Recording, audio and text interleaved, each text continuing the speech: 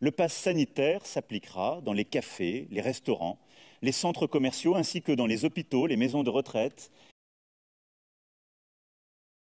établissements médico-sociaux, mais aussi dans les avions, trains et cars pour les longs trajets. Je demeure constant, en inventant chaque jour le nouveau modèle que notre pays et le monde attendent. Bonjour Jacques Attali. Bonjour. Aujourd'hui, nous allons parler de l'avenir de la radio-identification, souvent identifiée sous le sigle de RFID.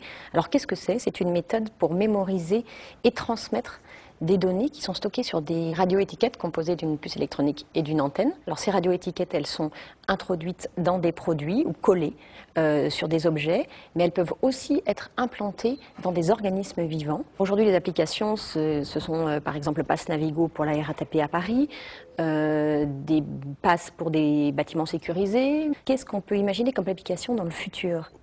La RFID que vous avez parfaitement décrite, ça a été généralisé ou utilisé d'abord pour l'identification du bétail. C'est évident que l'essentiel des utilisations de cette technologie, au départ, porte sur la traçabilité, soit des objets, soit des personnes.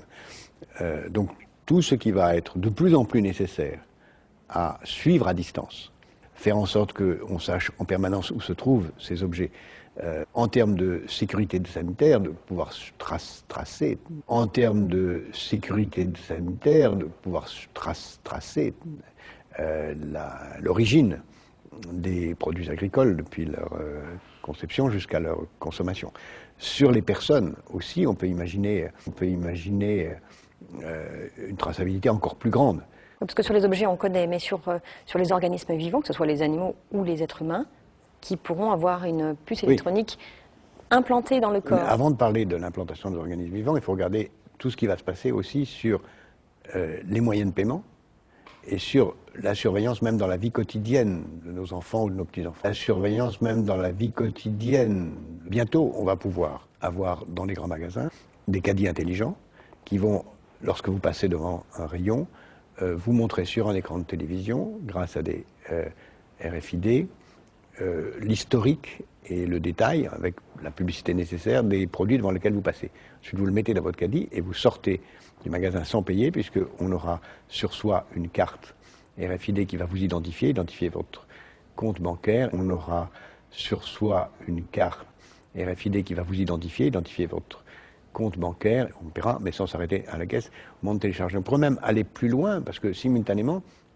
on pourrait imaginer, on fera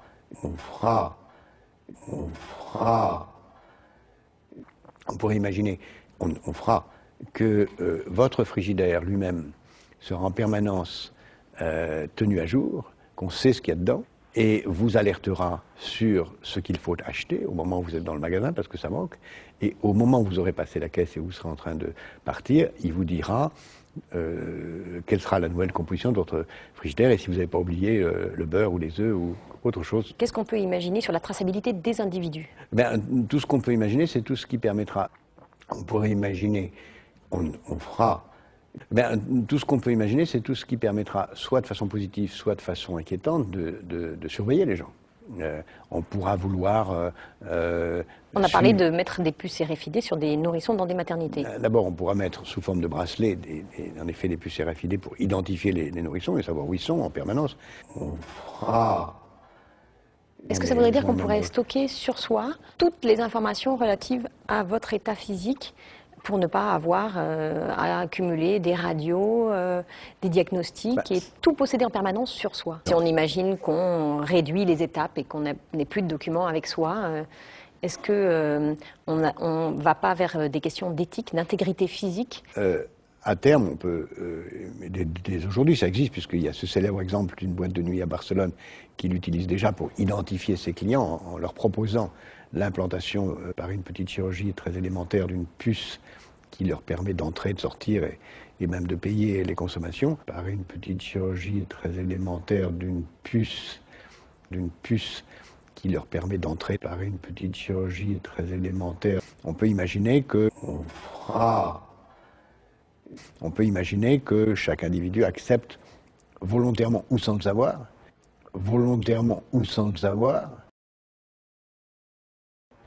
une puce en lui qui contiendrait toute une série d'informations sur lui. Et sur ses entrées dans les différents clubs de sport, écoles, voilà, bâtiments sécurisés. Qui permettrait à la fois de payer tout, de tout savoir, mais donc d'être libéré d'un certain nombre de contraintes.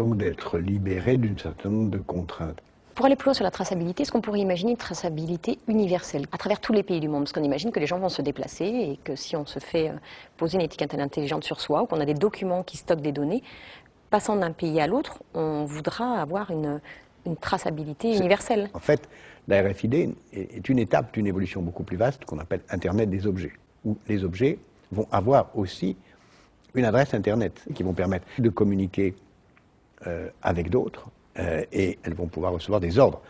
Par exemple, on pourra envoyer un message Internet à son frigidaire pour lui poser des questions. Elles vont pouvoir recevoir des ordres. On pourra à distance savoir si les portes de sa maison sont ouvertes, si les volets sont fermés. On va recevoir des ordres. Le vrai luxe de demain, ce sera d'être isolable, de pouvoir s'isoler. Et la vraie liberté, ce ne sera pas d'être relié aux autres, de pouvoir leur communiquer, qui est évidemment nécessaire, mais ce sera le droit de ne pas être branché. Par une petite chirurgie très élémentaire d'une puce, la vraie liberté, ce ne sera pas d'être relié aux autres. Est-ce qu'on pourrait imaginer un détournement de cette radio-identification vers des objectifs moins bienveillants que nous protéger ou nous surveiller de façon utile Il y en a 1000 façons de l'imaginer. Il y aura toute une série. On le voit déjà, ce qui se passe sur les animaux, par exemple, qui est très révélateur, la traçabilité des animaux. Mais on peut imaginer aussi qu'on le mette sur les personnes.